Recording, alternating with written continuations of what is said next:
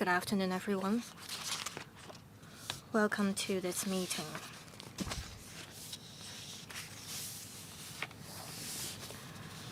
This is the policy address briefing for the panel on public services. Agenda item 1 information papers issued since the last meeting.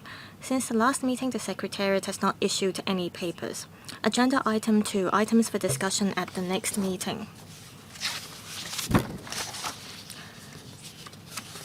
There are 2 papers. List of outstanding items for discussion and list of follow-up actions. The next regular meeting will be held at 10:45 a.m. on the 13th of October, Monday.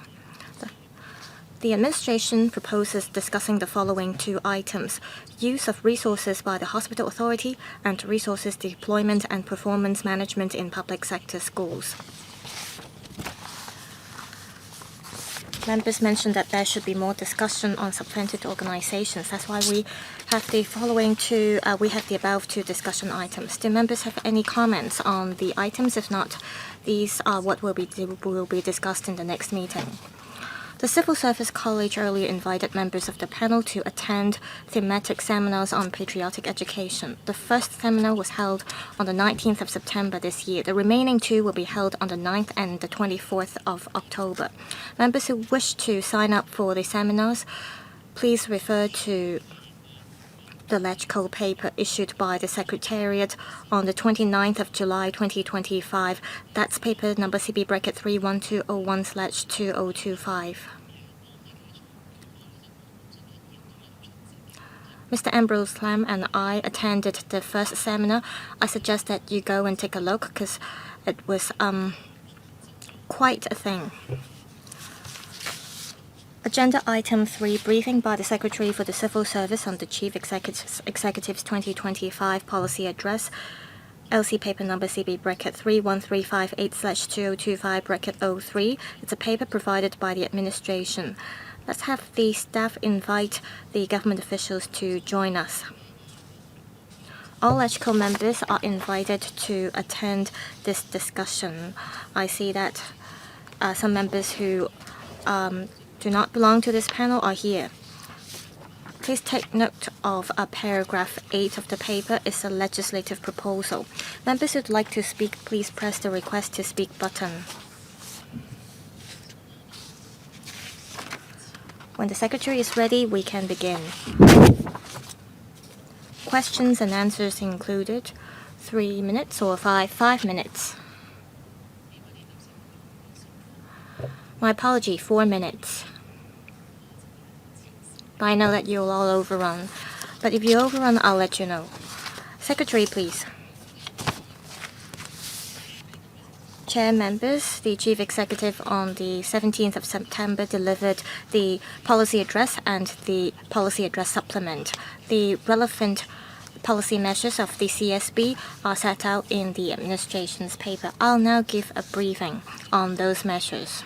The current term government strive to reform the governance system and enhance governance efficacy. In the World Competitiveness Yearbook 2025, Hong Kong ranked 2nd globally in government efficiency.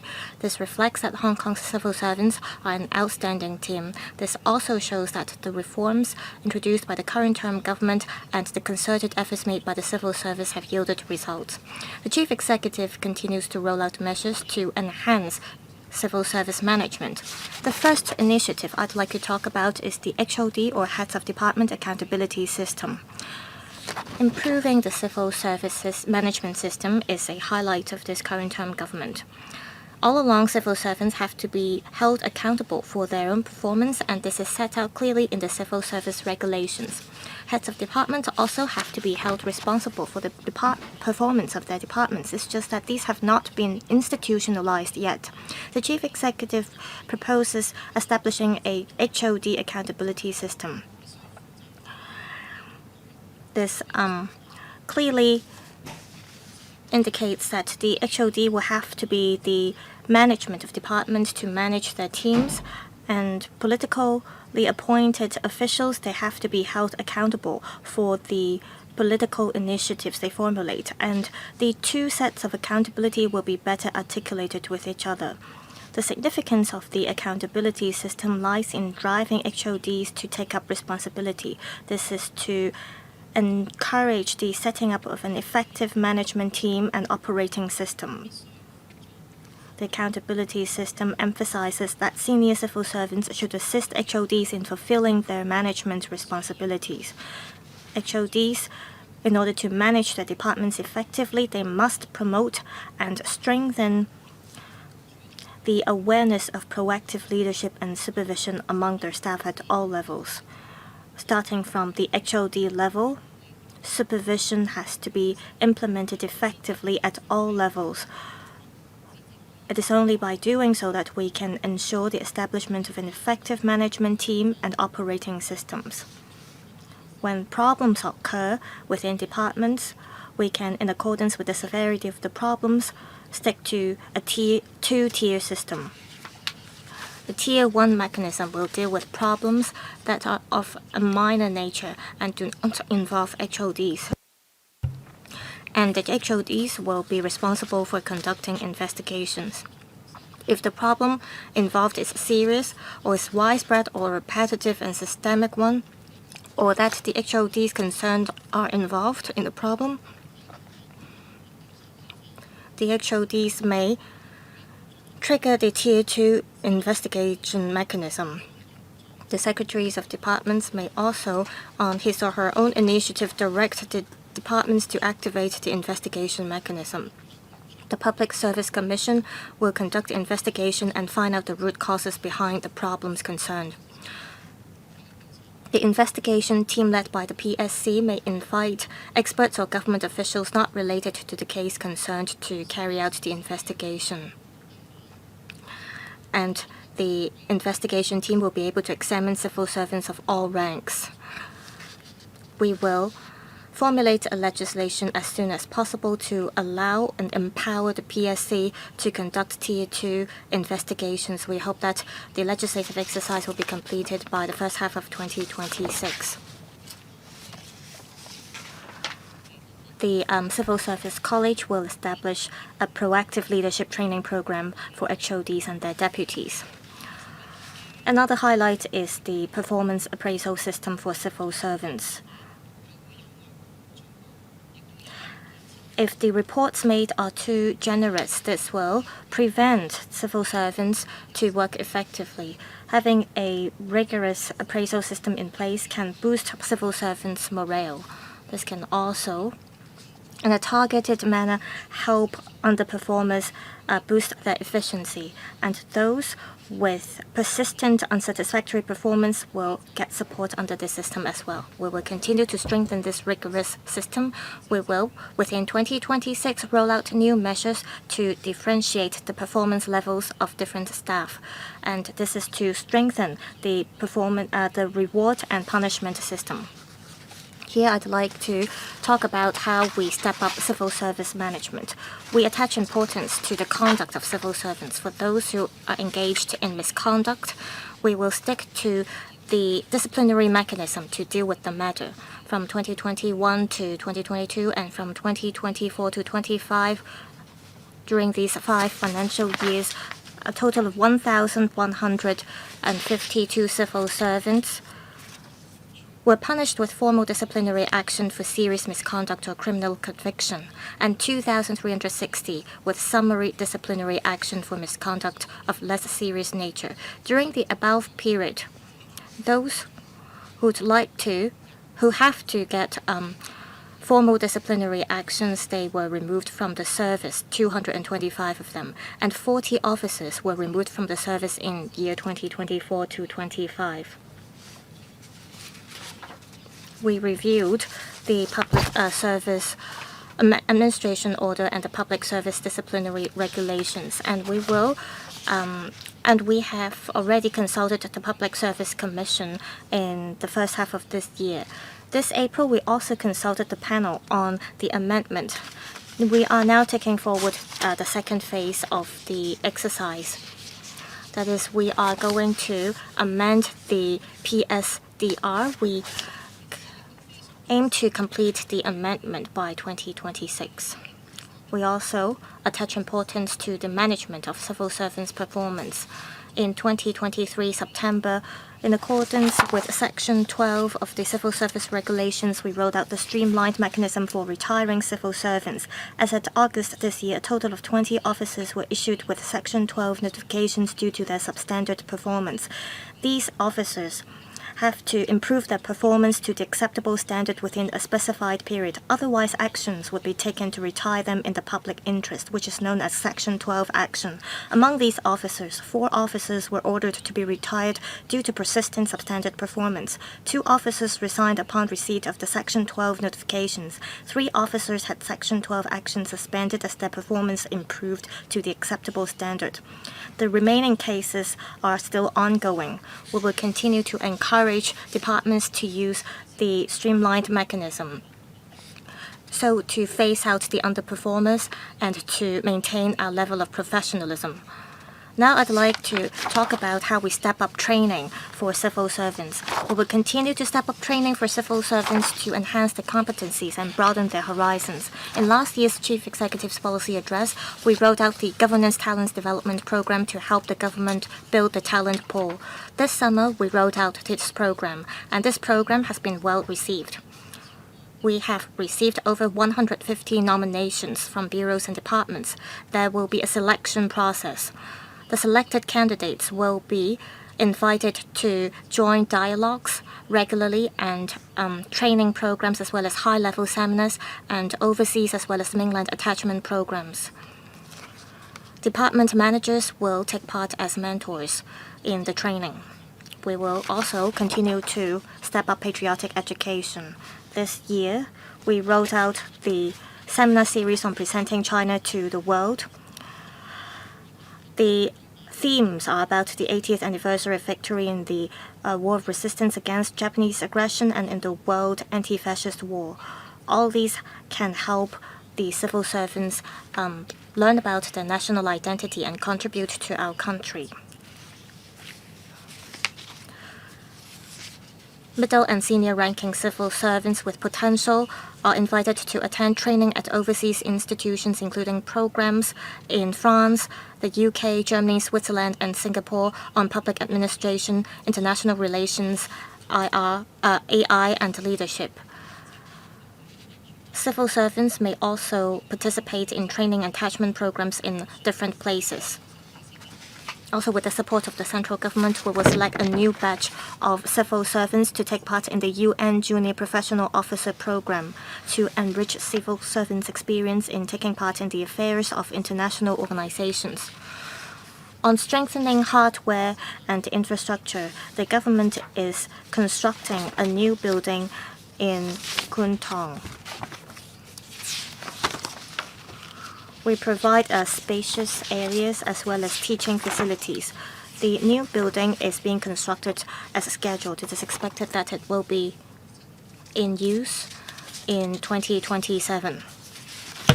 In terms of supporting ethnic minorities, we will continue to roll out the internship programs for non-ethnic Chinese students. We'll also provide basic Chinese proficiency training.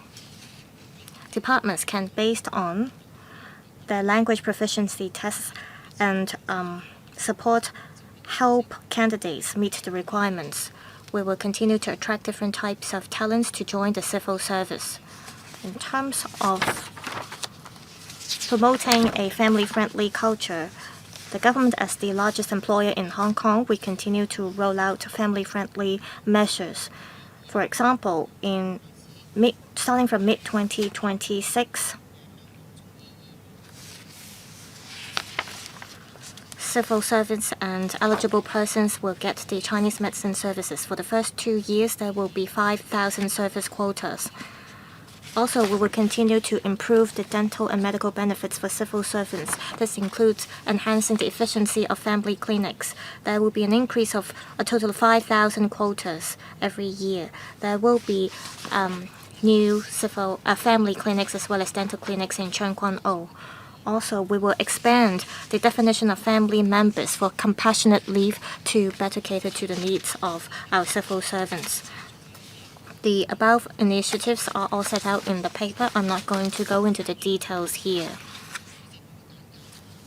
Madam Chair, that's all for my briefing. We welcome questions from members. 30 members are waiting to speak. Here's the order. Mr. Stephen Ho, Mr. Michael Tin, Dr. Tik Chi-yuen, Mr. Ronick Chen, Mr. Chao Siu-chung, Dr. Johnny Ng, Mr. Lam Chun-sing, Dr. So Chun-wing, Mr. Dennis Leung, Mr. Lai Tong-kwok, Mr. Kingsley Wong, Mr. Kwok Wai-keung, and Mr. Rin Kong. Mr. Stephen Ho. Thank you, Madam Chair.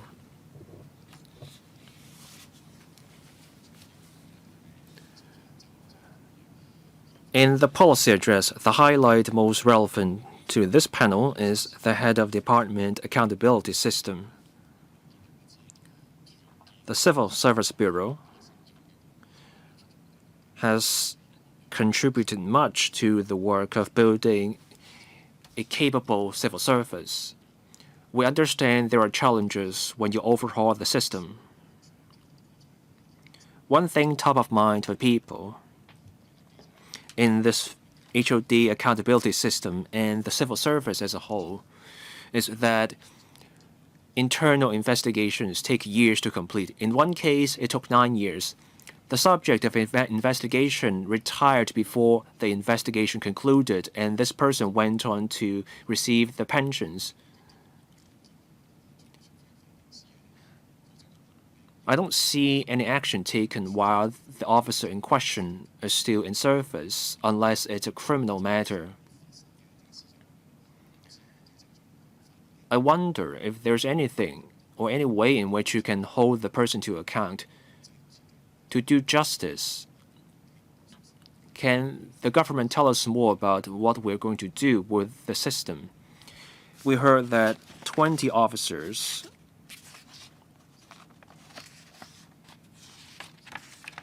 received the Section 12 notifications because of their underperformance.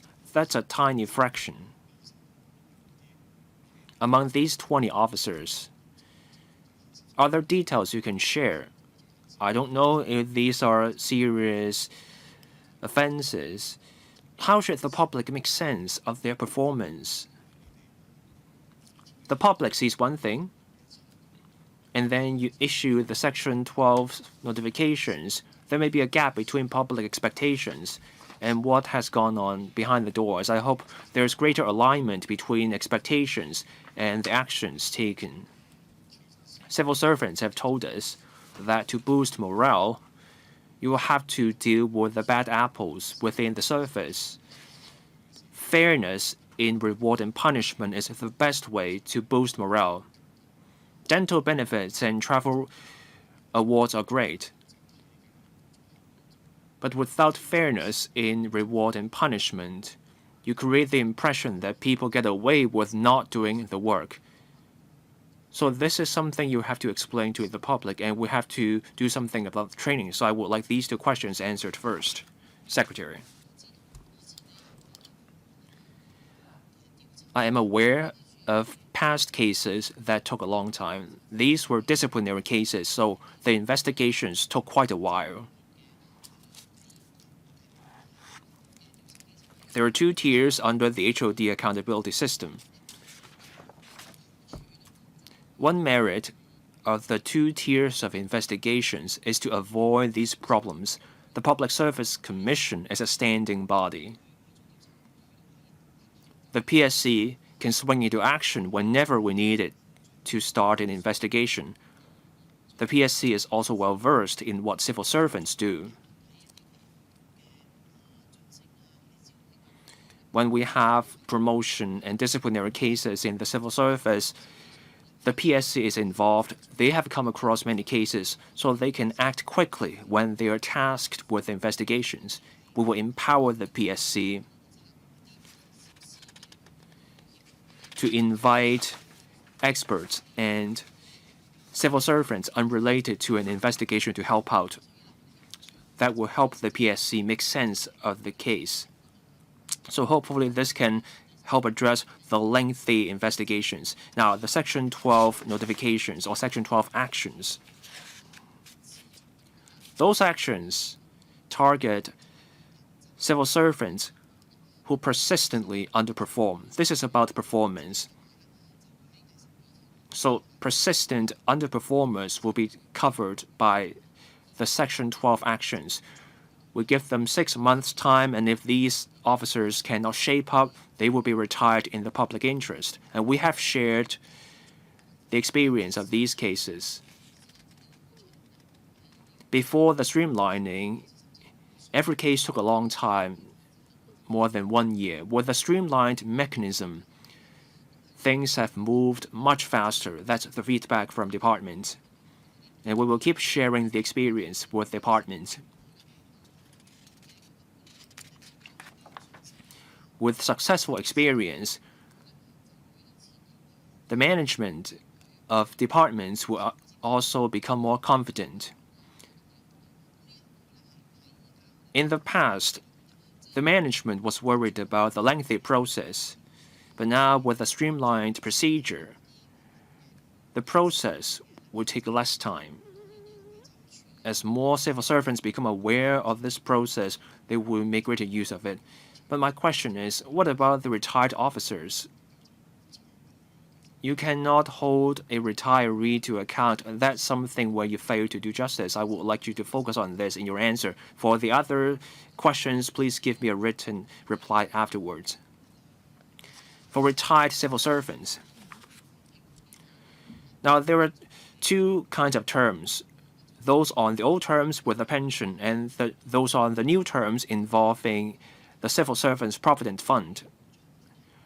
Pension or the CSPF, they are retirement protection for civil servants. Neither as a form of reward for civil servants. So there's a framework in place. The framework for pensions is written into the law. The framework for the CSPF is written into the contract. When a civil servant is convicted of serious offenses, say a court finds the civil servant guilty of something related to the performance of work, and the chief executive confirms that this does serious damage to Hong Kong or dents the public confidence in the civil service, or if this offense has to do with the Prevention of Bribery Ordinance Cap 201, or if this civil servant is convicted of committing offenses endangering national security, then the pension can be paused, withheld, or cancelled. The government can also recover the money through civil action. Next, Mr. Michael Tin.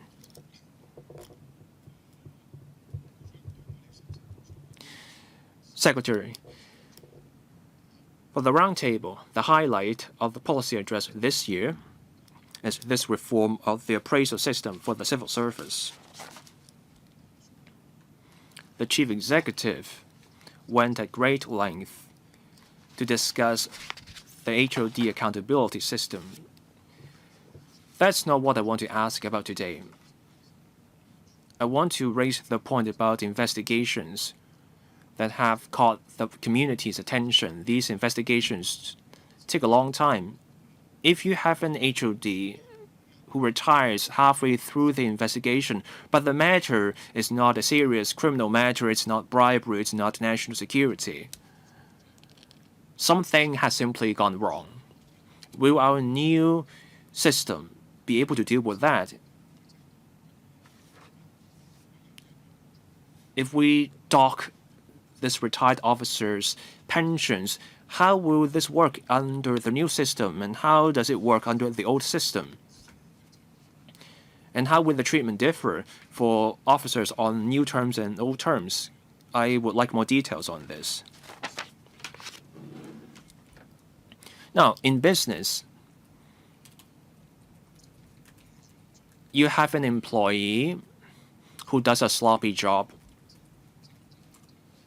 and rarely makes any contribution, but does not make any mistake. This employee will not get a pay rise and will lose their job. Because in the private sector, only capable people get a pay rise. Contrast that with civil service, they get pay increments for most of the years. They got a pay freeze over the past year, it's essentially a guaranteed pay rise. And then there's the pay increment.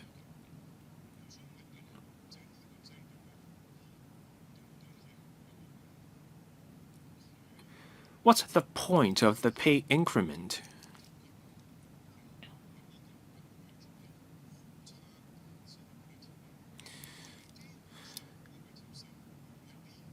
Do only the worst underperformers get denied the pay increment?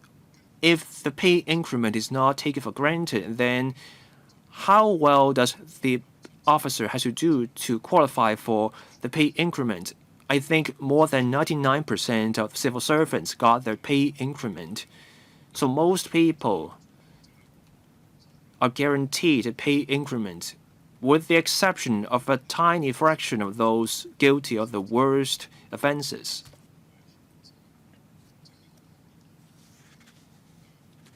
So civil servants already have pay rise, and then on top of that, they also get the pay increment. So only the civil servants who get praised by all sides should get that pay increment. So I think a more reasonable figure for people getting a pay increment should be more like 80% instead of more than 99%. Secretary. We would like to do better in management. Best case scenario, nothing goes wrong. And if a small problem comes up, we resolve that so that it does not become a bigger problem. We catch the problem earlier on. We hope that the PSC can also proceed with the investigations quickly in the future. Now, what if an investigation is still going on and the civil servant involved retires? As I said,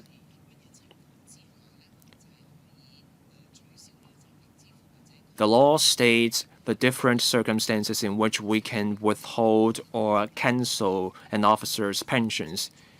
In some cases, the government can even recover the pensions or CSPF paid through civil action. Pensions and the CSPF are a form of retirement protection. The community has a consensus that the employer should provide retirement protection for their employees. We have to strike a balance between employment protection and holding officers at fault to account. We believe we have struck the proper balance in our current contract. The second question from Mr. Tian has to do with the pay increment. The pay increment is linked to an officer's work performance. For underperformers, they should not get the pay increment.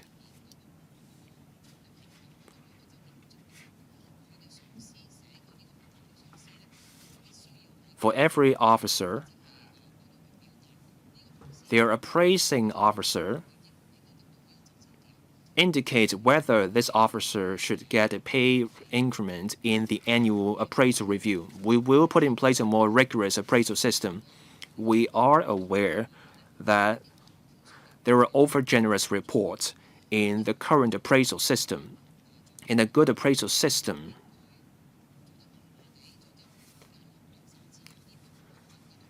underperformers or those who are run-of-the-mill should not get a good grade and they should not get a pay increment. So those who meddle along should not get a pay increment. Is that the case? I believe many such people get a pay increment. Now, for those underperformers or who just meet the standards, now there are those who meddle along, those who don't take the extra step. Do they still get the pay increment?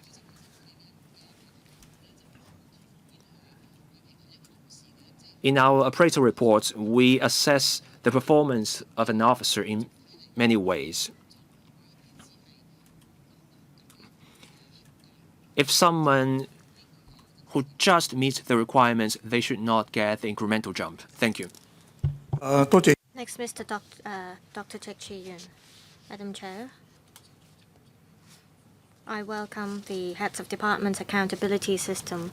I hope that this system can help increase civil servants' work efficiency and governance efficacy? I have 3 questions. First,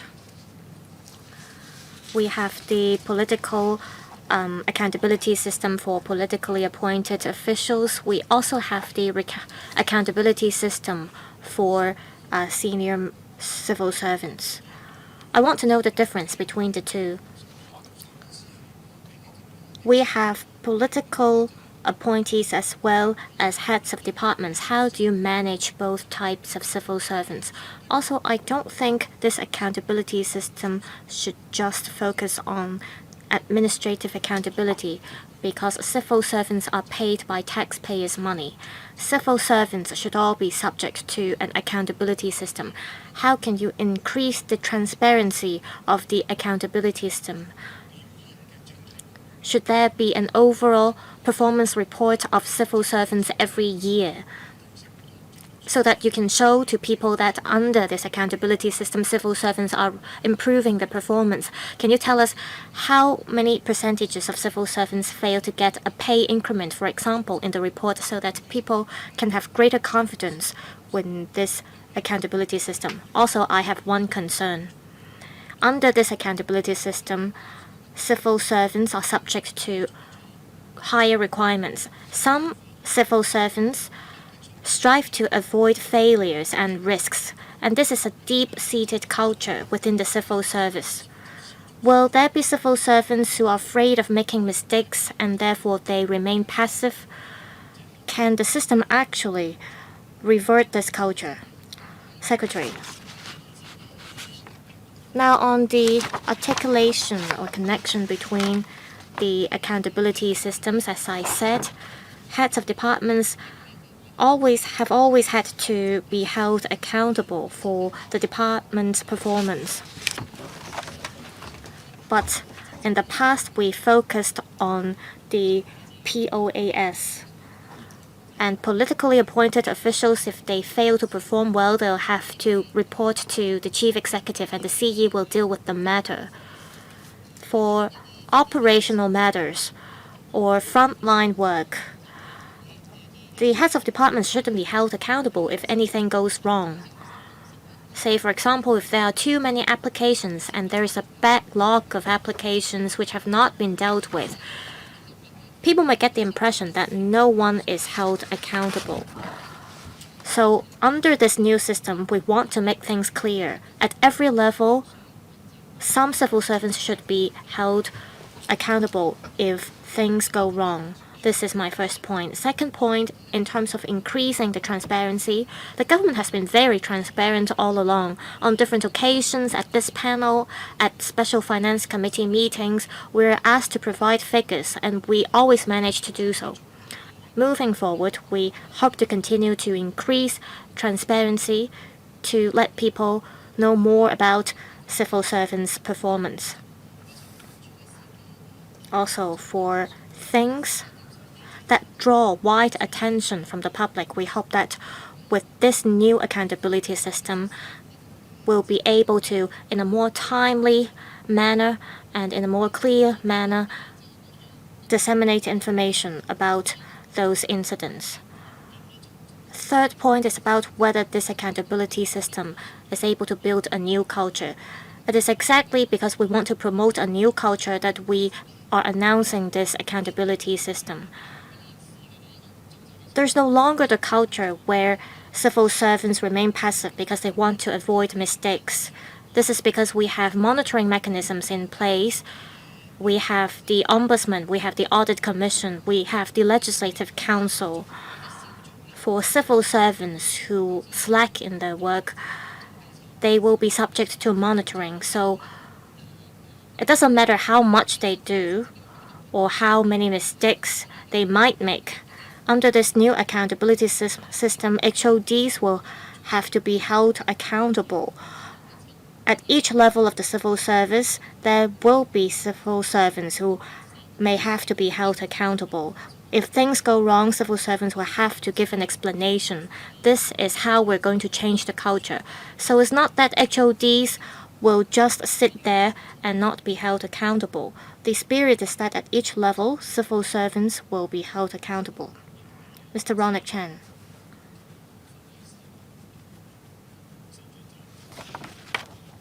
The HOD accountability system as well as the appraisal system are two major highlights for this policy address. There will be a 6-tier appraisal system. According to the interview done by the Secretary, you said that most civil servants are getting good grades, and so it doesn't reflect the actual performance of civil servants. So I want to know if you have any initial thoughts of how to improve the appraisal system. If you simply change the description of civil servants' performance, it's not going to work. If just one or two departments are sticking to the new approach, it's not going to improve things. You should perhaps learn from the private sector. In each department, there should be a 6-tier appraisal system. For example, you can only have a certain number of civil servants getting a specific grade for each department. Say, for example, a department gets the commendation from the chief executive for 1 year, and then it can help boost the percentage or the grades of civil servants. Now, on the pay increment of civil servants, you said that it is linked to civil servants' performance. Over the past 5 years, however, only 65 civil servants failed to get a pay increment because of their persistent substandard performance. These 65 officers fall under the 5th or the 6th grade? How many of them fall under the 5th or the 6th grade? I think only the good performers can get the pay increment. For example, in the private sector, only those who get the first 2 grades will get a pay rise every year. So I think less than half of the civil servants can get a pay increment every year is more reasonable. Well, you don't give out bonus. You have the commendation scheme, however. Can you have more incentives for civil servants? For example, for those who get a good grade for 3 years in a row, you can allow them to get a pay increment once every 2 years. Secretary, we know that in the private sector, there are different grades to assess officers or staff's performance. We will learn from the private sector. We'll also learn from large-scale organizations overseas. Organizations of smaller scale, that they may not be able to offer good reference value because the government is a large employer. As for the 6-tier appraisal system, I mentioned that we should have better description of civil servants' performance. Say for those who fall under the 1st tier, they should have excellent performance and they should display excellent performance persistently. Some supervisors misunderstood that civil servants who occasionally display good performance should get the 1st grade. I think that's why I said we should have clearer description on civil servants' performance. We'll learn from overseas organizations. We don't have a finalized proposal yet. We hope that we'll have a finalized proposal by next year. Mr. Ronak Chan asked whether the officers who fail to get a pay increment fall under the 4th or the 5th or the 6th tiers. Well, there are officers in all these 3 tiers. For those who get a 5th or 6th grade, they should be notified immediately. They should be given the last chance to make improvement. They will get 3 months to improve their performance. If we fail to see any improvement, they will be asked to retire.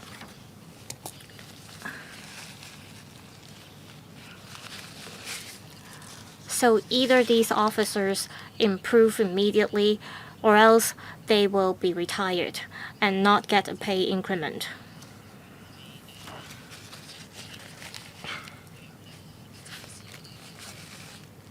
So will we have civil servants move up 2 points in 1 year if they display exceptional or outstanding performance? Well, we don't have this plan currently.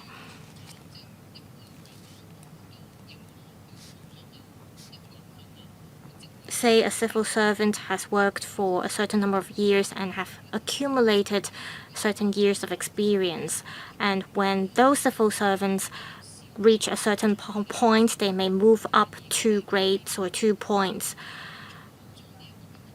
This is a kind of incentive for civil servants. In future, we hope that we can better differentiate the performance of different levels of staff, and this can help us make a decision on which civil servant can get promoted. As for training for civil servants, we have the Governance Talents Development Program. We select civil servants with great potential to join overseas attachment programs. So these are all incentives or rewards for civil servants. This is a way for us to recognize the performance of civil servants. So in future, with the new appraisal system, it will be easier for us to select candidates to join, for example, the Governance Talents Development Program. Mr. Chao Xiu-chung. I welcome the HOD accountability system. As mentioned by the Secretary,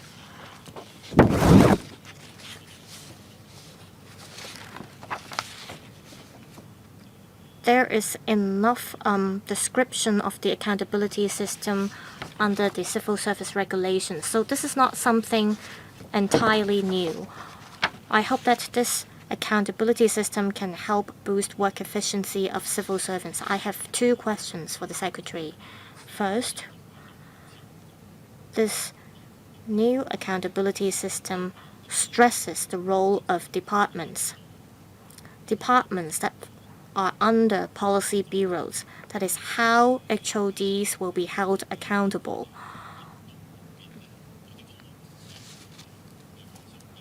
I'm concerned about, for example, permanent secretaries, deputy secretaries, or principal assistant secretaries that are under policy bureaus. Will they be subject to the monitoring mechanism?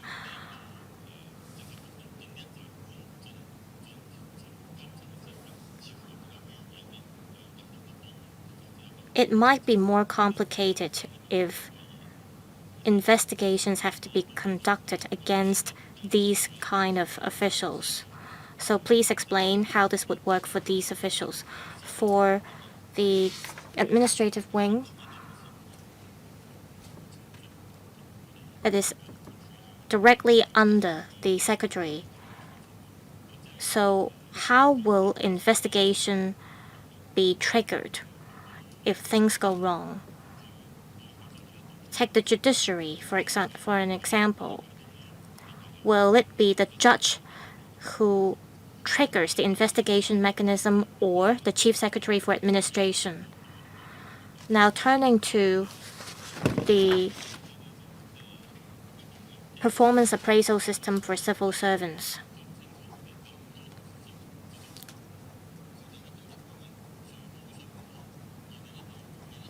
We have to differentiate the performance levels of different staff in order to make this appraisal system effective. Is the 6-tier appraisal system enough? Can we make it a 12-tier or 100-tier appraisal system? I think as long as we can differentiate the performance levels of different staff, it would be effective. I agree that there should be a more rigorous and stringent performance appraisal system in place, but we should not overkill. The appraisal system may be linked to the benefits received by civil servants, so we have to be careful. Just now there were discussions about the pay increment for civil servants. We have to look at the original purpose of having this pay increment mechanism. Pay increment is given based on the length of service of civil servants. Of course, I agree that the appraisal system should be linked, or the pay increment should be linked with the performance of civil servants, but how much should it be linked with the pay increment mechanism? I think we should look into it. I don't think only the civil servants with outstanding performance should get the pay increment. I hope the Secretary will reassess this. 嗱，雖然報 Secretary, the HOD accountability system focuses primarily on departments because departments are tasked with the implementation of measures. Civil servants in bureaus assist with the policy formulation. So there's less contact between civil servants inside bureaus with the public. That is not to say there is no oversight or accountability for civil servants in policy bureaus. Those civil servants are also accountable for their performance. If they are underperformers in terms of work efficiency, judgment, that should also be reflected in their work appraisal. For persistent underperformers, the Section 12 mechanism will apply to civil servants in policy bureaus all the same. For misconduct, the disciplinary mechanism applies all the same. It's just that policy bureaus focus more on policy analyses and formulation. There's less contact between civil servants in bureaus with the public in day-to-day services. Accountability still applies. Say the PSC investigates a matter.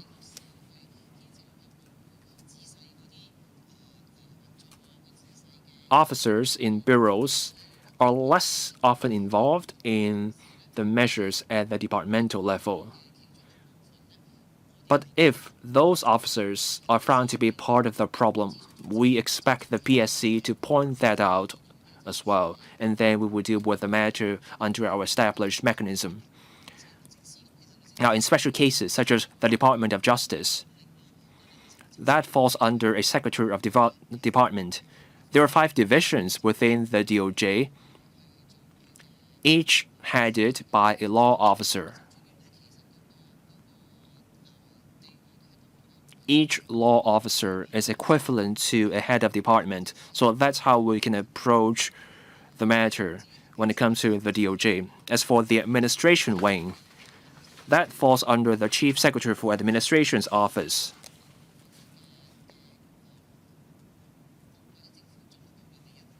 So that's part of the government secretariat. So again, the administration wing rarely comes into contact with the public. Still, there is accountability for the civil servants at the administration wing. For the judiciary, there are also civil servants who will be held to account for their performance. I believe in the judiciary's day-to-day administration, the judiciary administrator will also deal with any matter or problem that arises. Now, on the pay increment, I want to take this opportunity to clarify the point. Of course, seniority is a part of the equation. You don't have a new joiner getting several incremental jumps. But the pay increment is certainly linked to the officer's performance. To get that incremental jump, the officer has to demonstrate satisfactory performance. There is the annual performance appraisal. The officer's superior, who serves as the appraising officer, will decide whether the officer gets the pay increment. You need the increment and good performance for the pay increment. Next, Dr. Johnny Ng. Top of mind for electrical members and the public is the performance of the civil service. A fair reward and punishment system will be helpful. Early today, I visited frontline cleaners. Last week, we were struck by a typhoon, but in short order, officers cleaned up and everyone can go back to their lives. Now, in the policy address this year, we heard about the HOD accountability system, and also we have the AI efficacy enhancement team. Now, when something goes wrong under the new system, there are two tiers. Tier 1, general problems. Tier 2, serious or systemic problems. Can we have some examples showing us how we decide whether a problem falls under Tier 1 or Tier 2? Is it because of media reports or is it because of public complaints? How do we decide? Now, my second question has to do with the AI efficacy enhancement team. At previous panel discussions, I asked questions about AI as well. AI moves fast. Big businesses invest millions and billions in AI.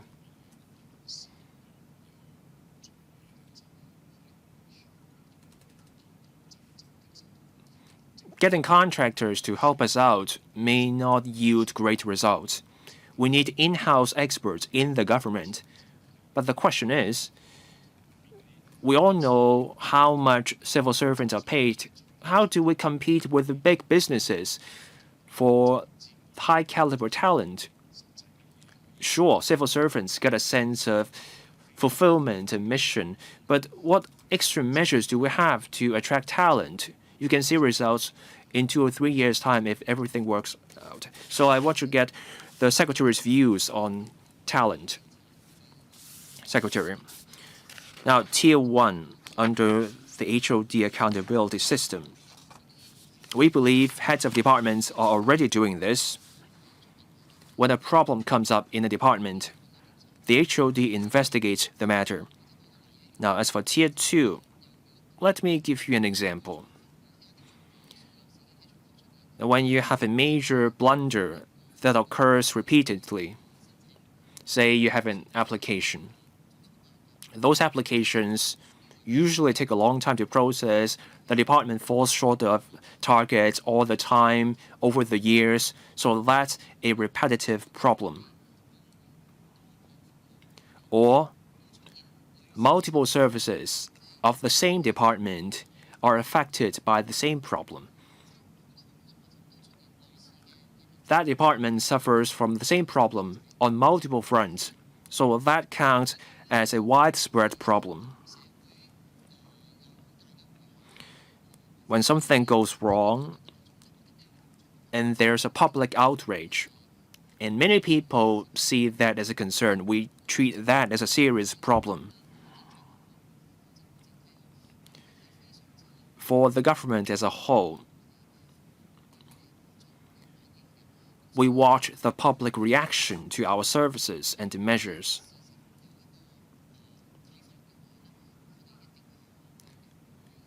We take into account public opinion on what we do. If there's misunderstanding, we clarify the matter. We do consider public opinion in what we do. Now, on the use of artificial intelligence, indeed, we need in-house talent. The policy address cited two examples, 1823 and the Census and Statistics Department for the CNSD. They hired specialists to train their own staff. That's because the officers at the CNSD already have some foundation in dealing with data. Once trained, these officers can use AI-powered tools to deal with the manual and repetitive tasks. And then now we also have the Digital Policy Office.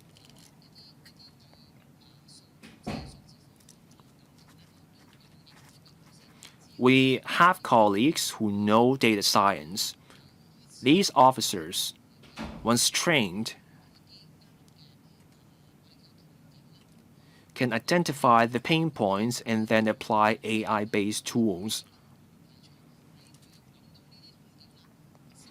Once the challenges are found where AI can make a difference, it's possible that we can find outside service providers to help design the solution. For civil servants who already have a background in data science, we want to start with them. Mr. Lam Chun-sing. Thank you, Madam Chair.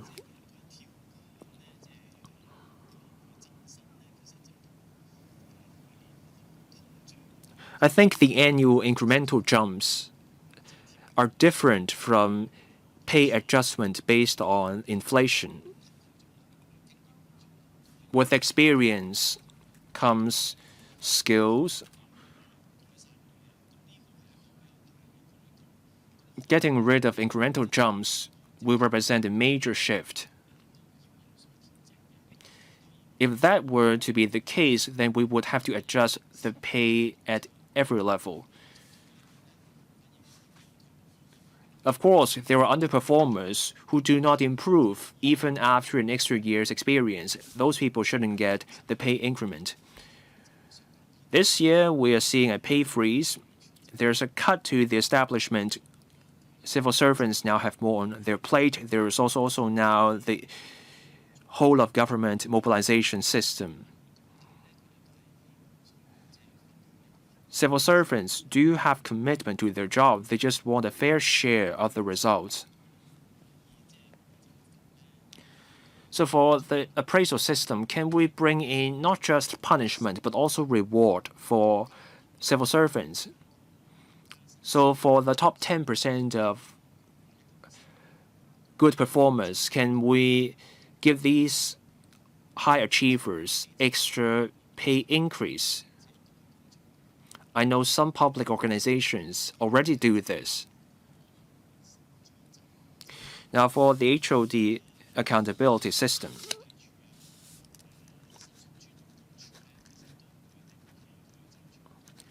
The Audit Commission and the Ombudsman investigate the delivery of public services from time to time with recommendations for improvement.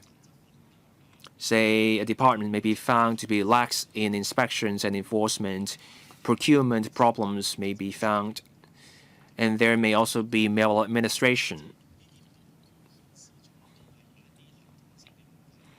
These investigation reports may point to systemic issues where public interest is at stake.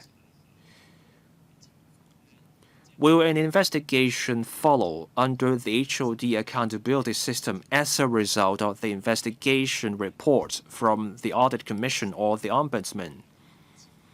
Would there be a connection between the HOD accountability system and the work of audit or the Ombudsman? The reports of the Audit Commission and the Ombudsman are publicly available. Those reports set out the problems with the department and the recommendations. Those are in the public domain. Once you have an investigation under the future HOD accountability system, will the report that follows also be in the public domain? Secretary. The pay increment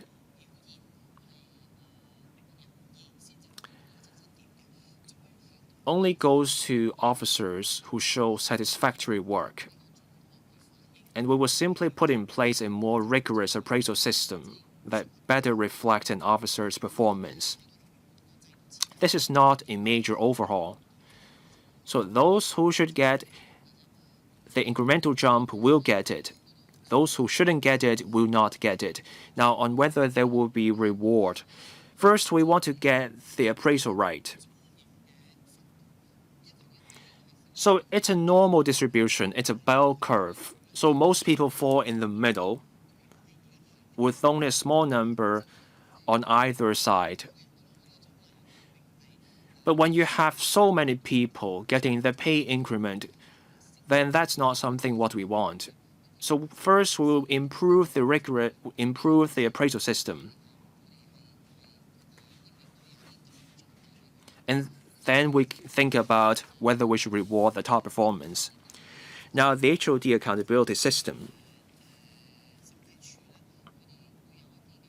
Indeed, the Audit Commission and the Ombudsman identify room for improvement of different departments. Those reports may reveal serious, repetitive, or widespread problems in departments. Those reports may trigger an investigation under the HOD accountability system.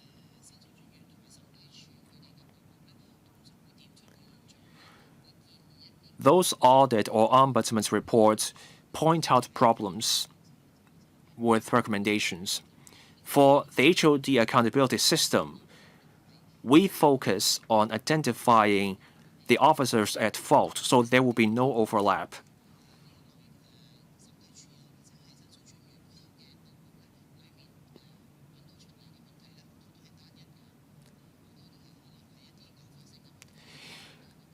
The audit reports and ombudsman's reports tend to point out isolated incidents or problems.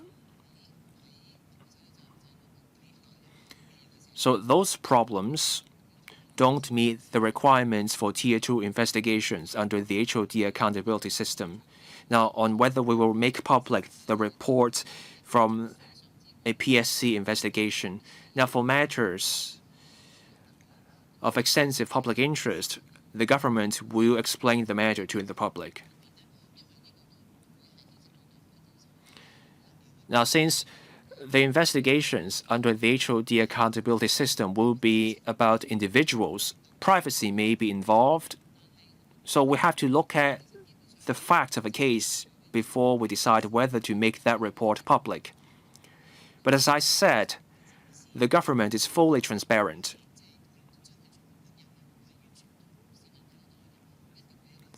The government rarely keeps a matter to itself if it's a matter of widespread public interest. Dr. So Chun-Wing. There are some breakthroughs seen in this year's policy address. For example, the chief executive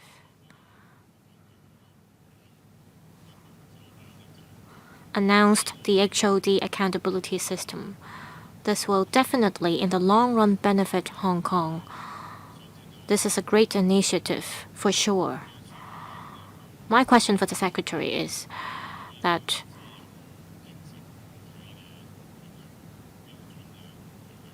has the government come up with any assessment criteria for this accountability system? When will this system be launched officially? This is a new proposal and a new attempt from the CE. I want to learn about the details of the accountability system, such as the assessment criteria and the way to make assessments, as well as the rewards and punishment to be given under the accountability system. Will the monitoring by the public help the effective implementation of the accountability system? Secretary.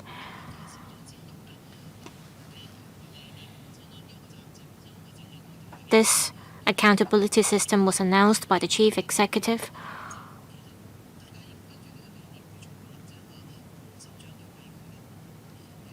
So we do not only have the idea ready, we are going to implement the system so to ensure that at each level of the civil service there will be supervision as well as accountability. So this is what we are going to do for the first tier. As mentioned, this should be something done on a daily basis or being done on a daily basis by the HODs, and the HODs should carry on with their work. And for the Tier 2 system, we are still drafting the details now. Once we have the details drafted, we'll be able to implement the Tier 2 mechanism. As for the rewards and punishment to be given under the accountability system, say there's an investigation that needs to be done. Once the investigation has concluded, we will see which civil servant has to be held accountable. And we will then, in accordance with the established mechanism, give rewards and punishment. There are two reasons why civil servants fail to perform. First, they are incompetent. Second, they commit misconduct. If it is because of substandard performance, we may give the civil servant concerned a lower grade in the assessment or in the appraisal report. That civil servant may have to be moved to another post. For serious cases, the civil servant may have to be removed from the service or be retired. So we will stick to the original mechanism to impose any rewards or punishments. So there is a fixed system in place already. We will follow that system to give out punishment. That's the idea.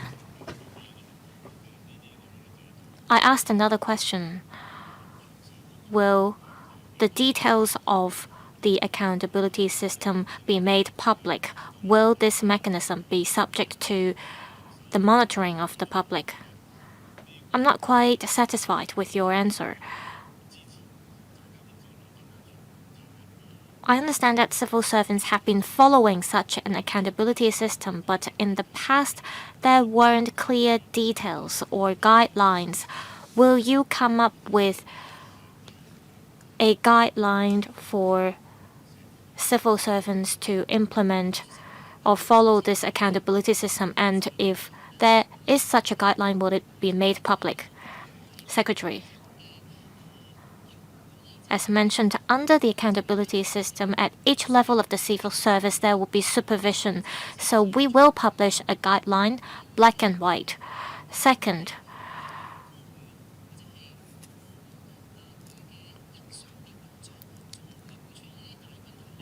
will there be major problems still with this accountability system in place within the civil service? Well, we are still monitoring the situation. As mentioned, if the situation warrants, there will be investigations.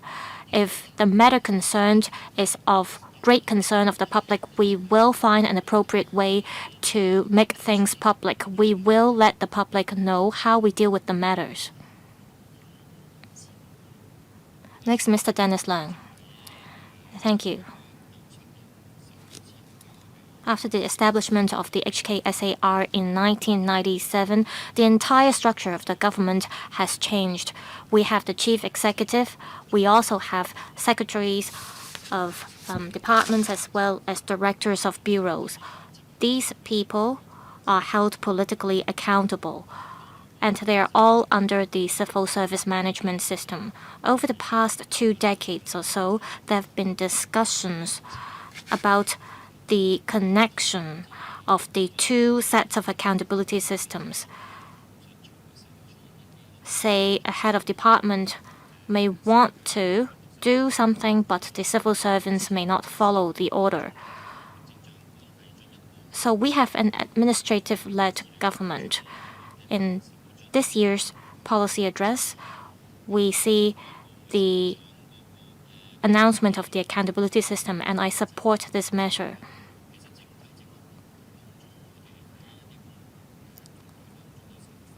This is not just to improve the management of the civil service.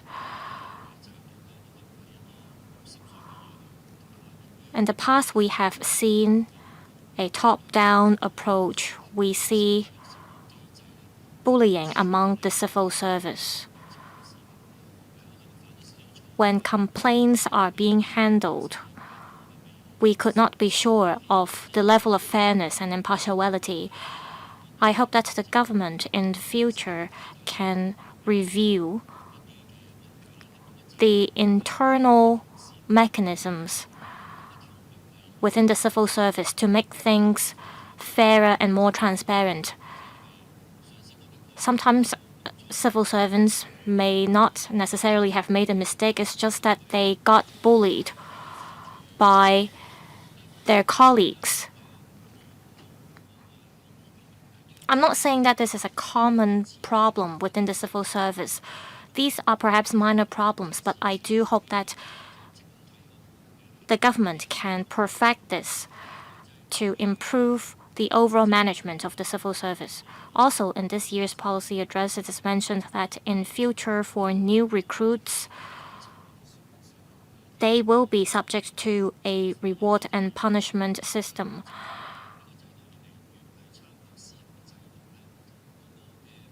My concern is if we stick too closely to the approach adopted by the private sector in terms of giving out rewards and punishment. Well, the thing is, the civil service can never catch up with the pay rise in the private sector. When the government reviews the civil service management system, can it look at how it can attract new talents to join the civil service? The Secretary says time and again that civil service is different from the private sector because our work, the things we do are different. I'm worried that after young people have joined the civil service for, say, 10 years, they would leave. How can we retain the talents so that these talents can do more for the public? Can the government review what it can do to give incentives and rewards to our civil servants? Secretary, within a department, if there is a complaint, it is dealt with in a fair manner. I often come across complaint letters. They are internal complaints. And when we come across these complaints, we deal with them in a fair manner. We also look at the outcomes of the investigation. Say we have a civil servant who performs very well, and the supervisor may not want the civil servant to do so well and therefore treat the civil servant concerned unfairly. Well, the spirit of this accountability system is that we have to make sure that at each level of the civil service there is supervision and management. The manager has to make sure that the entire team performs well. So if the supervisor has this mindset, he or she will not be able to ensure good performance of his or her team. So we want to eliminate all these situations with the accountability system in place. Now on rewards and punishment. How can we attract talents to join the civil servants? Well, I agree that our pay level may not be comparable to that of the private sector. However, there is this uniqueness in the work done by the civil service. I have talked to many young people, especially during job fairs. I understand that young people value the level of satisfaction they get at work. They want to be able to serve the community. And so this can be an appeal for them. Also, realistically speaking,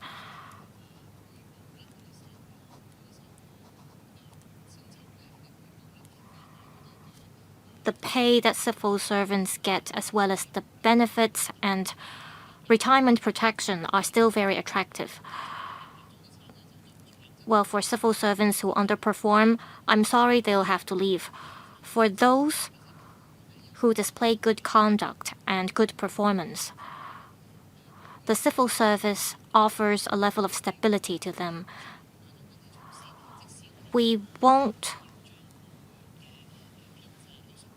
lay off any staff because of, for example, poor economy.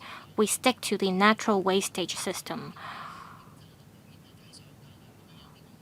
It's very rare that we reduce the establishment because the economy drops. So we offer the best benefits in Hong Kong, and the Civil Service Provident Fund is the best system in Hong Kong. We have many Provident Fund systems in Hong Kong, and of course some organizations in the private sector offer a better contribution than that of the Provident Fund scheme. But our Civil Service Provident Fund scheme offers much better contribution to our civil servants compared to that in the private sector. So the longer you stay, the higher the contribution you'll get. So this is a way for us to retain talents. Mr. Lai Tong Kwok. Thank you, Madam Chair. One highlight from the policy address this year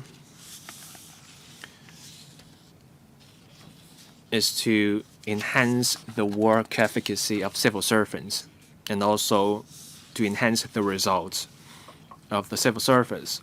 That's why the policy address proposes this accountability system. Members who spoke include Mr. Stephen Ho and Mr. Michael Tin. Both members asked questions about a scenario where a civil servant on old terms has retired, but it's found that this person made a mistake while in office. What do we do when that happens? As Mr. Chao Siu-chung rightly said, we should take appropriate measures, but let's also guard against overkill.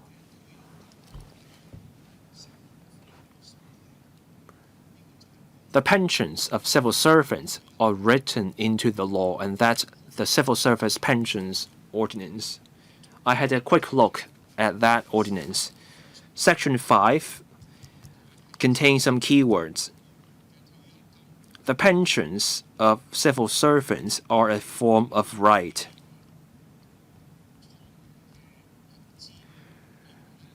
There are myths in the community to the effect that pensions are a form of benefit. That is a myth because civil servants on old terms are entitled to the pensions because of their service. Civil servants who joined after June 2000 no longer get the pensions. Instead, they get the Civil Service Provident Fund. The government makes generous contributions under the CSPF. The reason for this is simple. Civil servants are people. They grow old, they leave their job, they have to make ends meet. That is why retirement protection for retiring officers matters.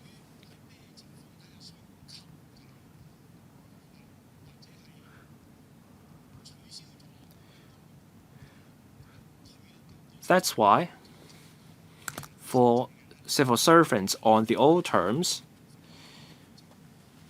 any reduction or abolition of pensions must be approached with caution.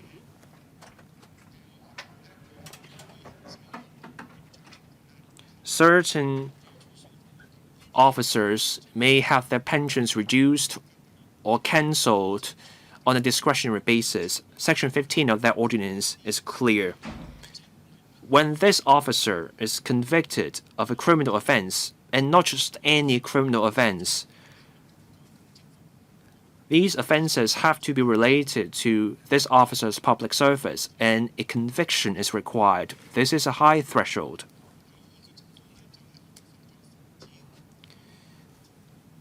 Another possibility is a conviction under the Prevention of Bribery Ordinance. The third condition is an offense under national security legislation. The threshold is very high before you can reduce or cancel someone's pensions. These standards were laid down back in 1949, amended in the 1980s and 1990s. This is a long-standing policy with many factors at play. So I agree with the Secretary. This is all about striking a balance. The pensions for the civil service have been around for a long time. It has a statutory basis. It is at a state of equilibrium. That is not to say there is no problem with it. As Mr. Stephen Ho said, in certain cases, the investigation took 9 years. The officer in question retired halfway through the investigation. That's undesirable. I believe the Secretary agrees with me on this. We have to take prompt action. We need resources. That is the crux of the matter. Timely action matters. I have come across cases where the person under investigation came up with all kinds of excuses. So this officer stalled the matter out. So when such cases come up, we have to take resolute action. We should not let people get away with what they did with underhand tactics.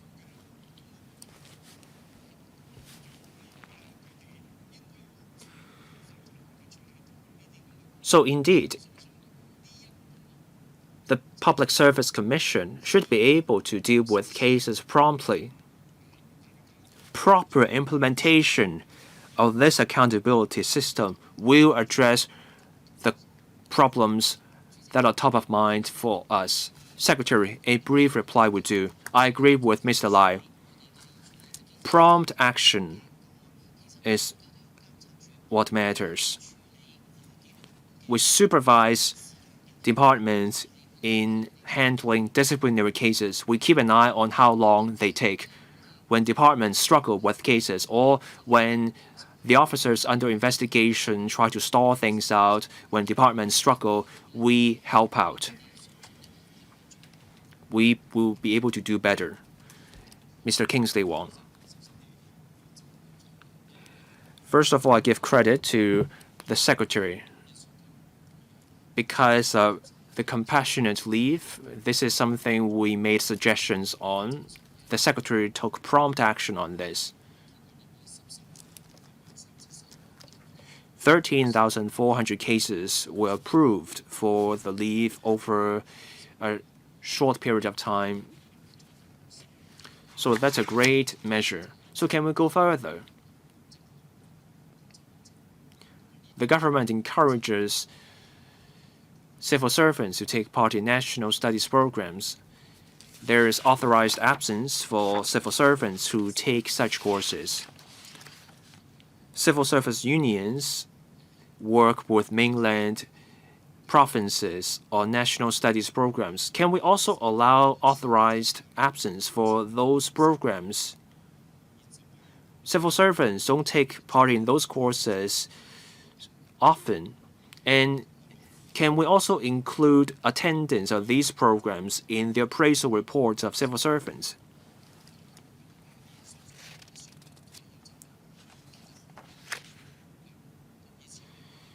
Are there ways for retired heads of departments to contribute to our country? We used to have a retired official who became the Secretary General of the World Health Organization. Our permanent secretaries retire at 60. Can we get them to serve at international bodies with recommendation from the Central People's Government? Can our retired civil servants take part in national bodies?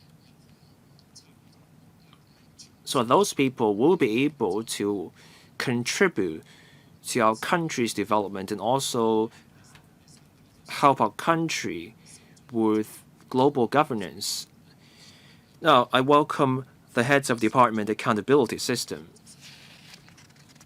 Now, if there is poor leadership or maladministration for a head of department, who will be the appraising officer, the permanent secretary, or the secretary, meaning the director of bureau? The person supervising the head of department should be held to account to a certain extent.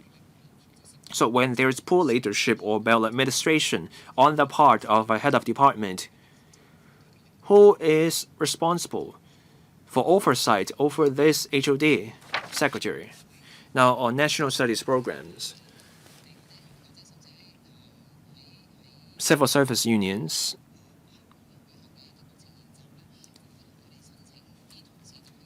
can apply for authorized absence so that civil servants can attend those programs. We approach such applications on a case-by-case basis. We do approve such cases.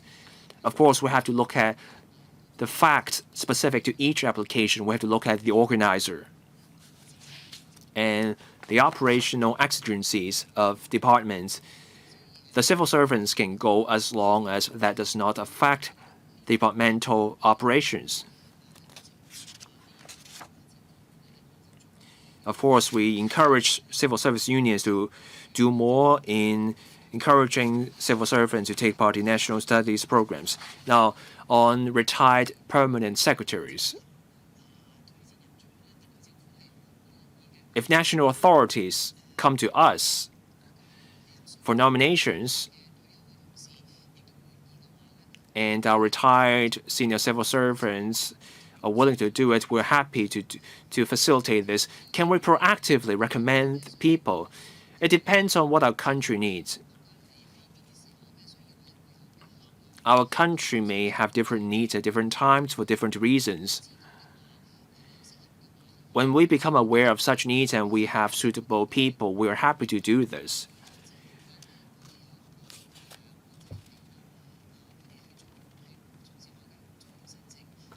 There's a window, there's a period where retired senior civil servants have to apply for approval before they can take up work.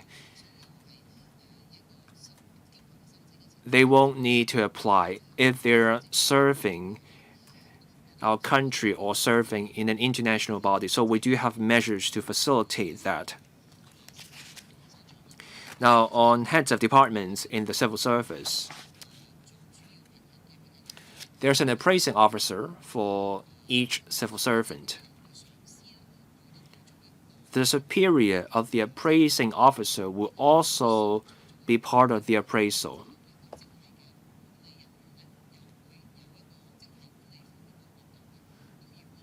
And then the person managing that grade will also play a part. So for an HOD, the officer above the HOD is a permanent secretary, and then above the permanent secretary, you have the director of bureau.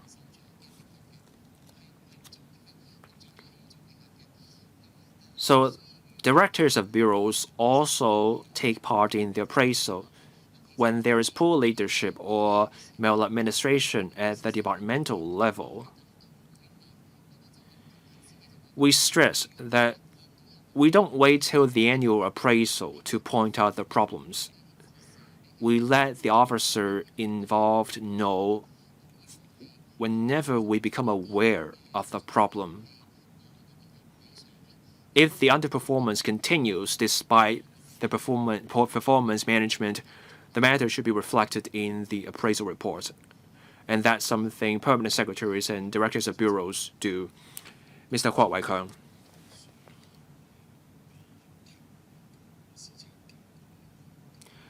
The policy address this year is silent on the paternity leave for civil servants. Now, we have been having 5 years of paternity leave for civil servants since 2012. It's been 13 years since. Can we adjust the paternity leave again? Look at Singapore. They offer 4 weeks in paternity leave. Even without parity, we should move toward the level offered by Singapore. Can we do this? Now, on performance-linked incremental jumps, this is an aspiration of the community. But that may also fuel concerns for civil servants.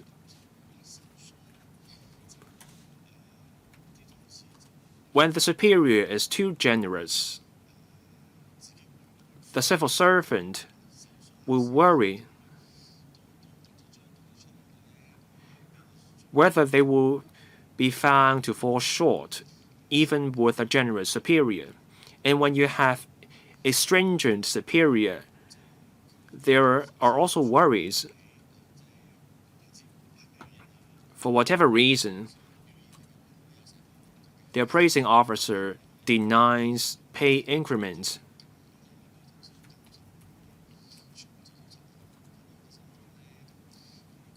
Civil servants may worry that their superiors may deny the incremental jump to everyone so that the superior can appear in a more favorable light. We expect our civil servants to be patriotic and love Hong Kong. Mid-ranking and senior civil servants have to work overtime without compensation. We don't have statistics on that.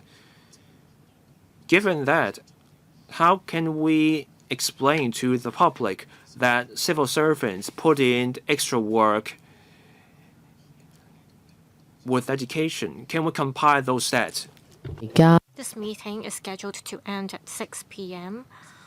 Now, in accordance with the rules of procedures, I'm extending this meeting for 15 minutes. Secretary, please.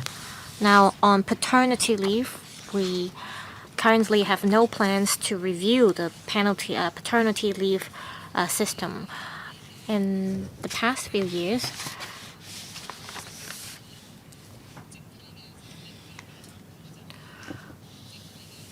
the population of civil servants is more or less the same with the overall population. With more elderly people, we need more caregivers. Therefore, we introduced compassionate leave. Now, to encourage childbirth, we rolled out the child care leave as well as the marriage leave. So we try to cater to the needs of our civil servants as we roll out these new leaves. Now, on the point about pay increments, I think civil servants need not to be too worried.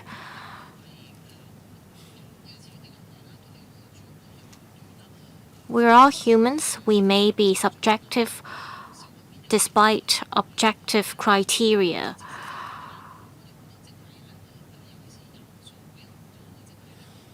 For grades with more civil servants, we have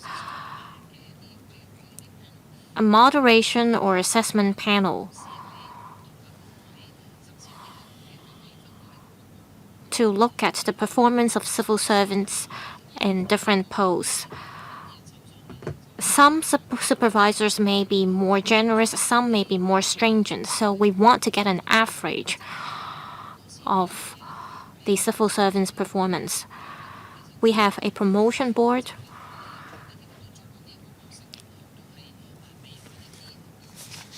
And we have a team managing civil servants at different grades.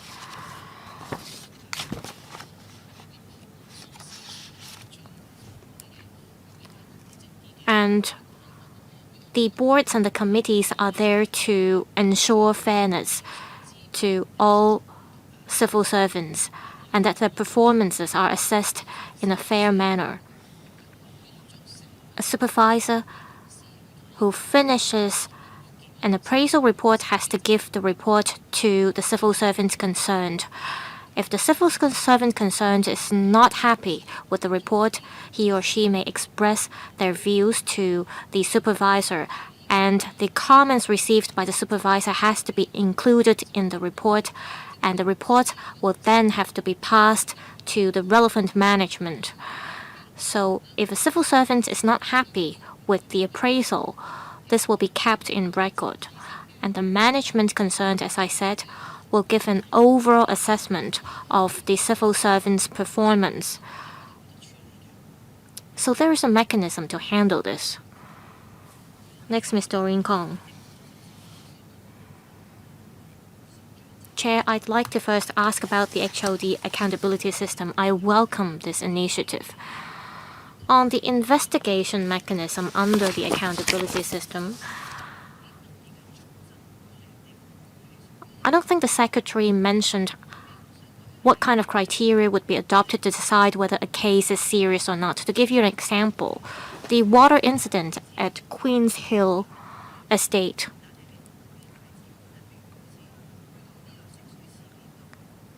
Take this water incident as an example. Is it considered as a serious matter or a problem of a general nature? Now I'd like to turn to support for ethnic minorities. According to the paper, in November 2023, the government gave a reply to a question asked by the Legislative Council, and the government said there were no information or statistics kept on the number of non-ethnic Chinese officers. We have about 600,000 ethnic minorities in Hong Kong.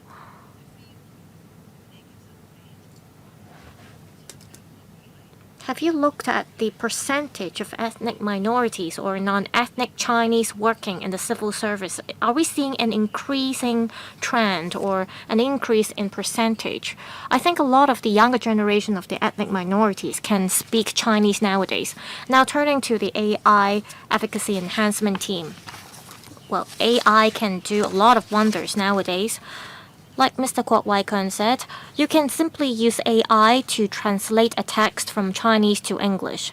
I've just learned how to do this with AI today. Will the Secretary consider which departments will see the adoption of AI first? Take Census and Statistics Department as an example. I think it should be given priority in terms of adopting AI. I think AI will offer a lot of help to the department. On the 19th of September this year, Singapore announced a compulsory AI training scheme for all their civil servants. I'm not saying that we have to replicate the approach. I'm just saying that there is room for us to improve in terms of offering training. Secretary.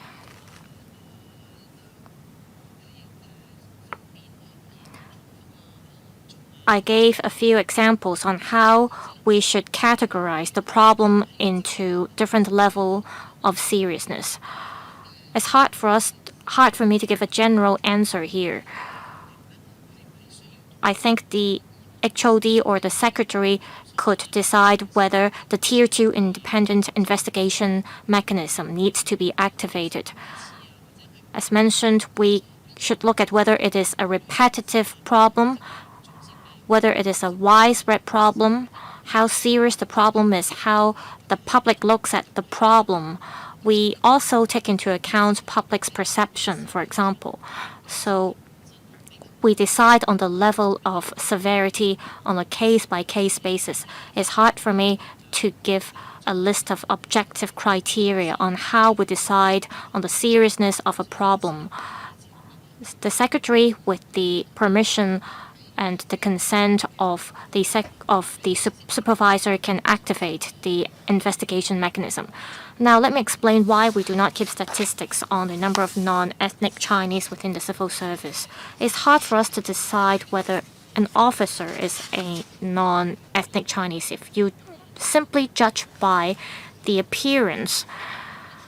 An officer can look exactly like a Chinese, but the officer could be a mix, or the officer could have Chinese blood but not exactly a Chinese. So how do we decide on the ethnicity of our officers?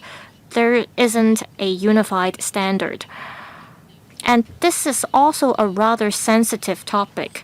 I remember some 10 years ago, the government tried to do a survey to allow civil servants to report to the government on their ethnicity, if I remember correctly. Less than 5% of our civil servants reported to the management about their ethnicities. We do not want to make this compulsory. As mentioned, there is a lack of a unified standard to decide on a civil servant's ethnicity. We can't simply look at the officers' ancestors to decide on their ethnicities, and we do not want to make it compulsory for our civil servants to disclose this information because this has nothing to do with their work. So that's why it's hard for us to keep the statistics.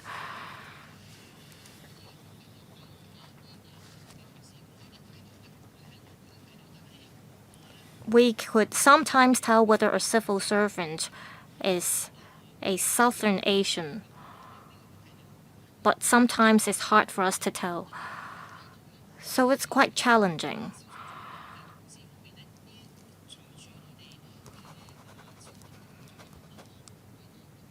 As we put in greater effort in recruitment, as mentioned in my opening remarks, we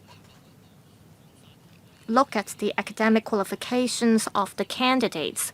We also put in place proficiency tests, and as long as the candidates meet the language requirement, they could be recruited. Also, we are seeing improvement in our Chinese education. I haven't done the calculation, or I haven't looked at the actual statistics, but I see that there are more and more EM youngsters joining the civil service. Now, on the question about AI, Professor Sun Dong said a few departments, including the transport department, the company registry, as well as the housing department, will be given the priority to adopt AI. The Census and Statistics Department has been using AI, in fact. As mentioned, they are an expert in dealing with data. There is internal training for them, and they have been taking the initiative to use AI for work that was done manually. It is now being done by AI. So the Census and Statistics Department is serving as an example for us. Indeed, the CNSD has also been helping other departments in adopting AI. So in this regard, we will continue to work with departments that are doing very well in this respect. We want these departments to share with other departments too on their experiences. I see that there are no other members who are waiting to speak, so I'll just ask a supplementary question. In the Chief Executive Q&A session, this has been addressed, but I want to learn more about how the Public Service Commission would help with the investigation. So this is a significant improvement in the civil service governance system with the accountability system. For a commercial organization with a major exercise in place, it will perhaps do a test run before a new system is implemented. Will the Civil Service Bureau does the same? Or will you wait until a major problem occurs to trigger the investigation mechanism? We expect civil servants to have the performance improved with the accountability system, but without actual implementation, it's hard for us to gauge how effective the mechanism is. Will the Public Service Commission conduct a review, for example?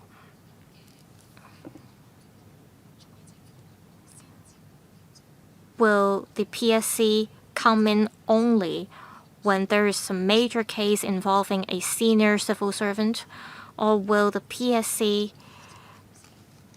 does regular review on, for example, the existing accountability system for HODs and the accountability system for civil servants? Will there be an annual review on the accountability systems? Thank you, Madam Chair. As explained, the Chief Executive made the announcement about the HOD accountability system in this year's policy address. Apart from the Tier 2 investigation mechanism, the entire accountability system has been launched. We have explained to the HODs, even without this accountability system, they have to review if there are any problems with their departments that need to be addressed. And if there are, they have to make improvements. So HODs now should be working on this now. On the role of the Public Service Commission, the major duty of PSC offer advice to us on promotion and recruitment.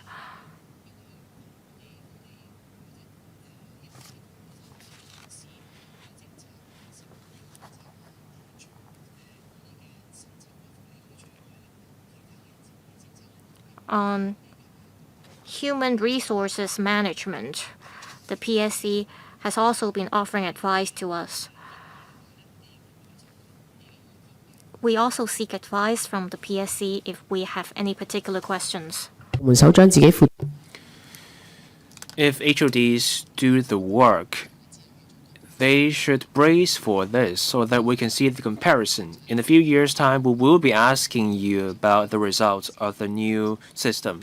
Questions from other members? If not, we come to any other business. There being no other business, I adjourn the meeting here. Thank you.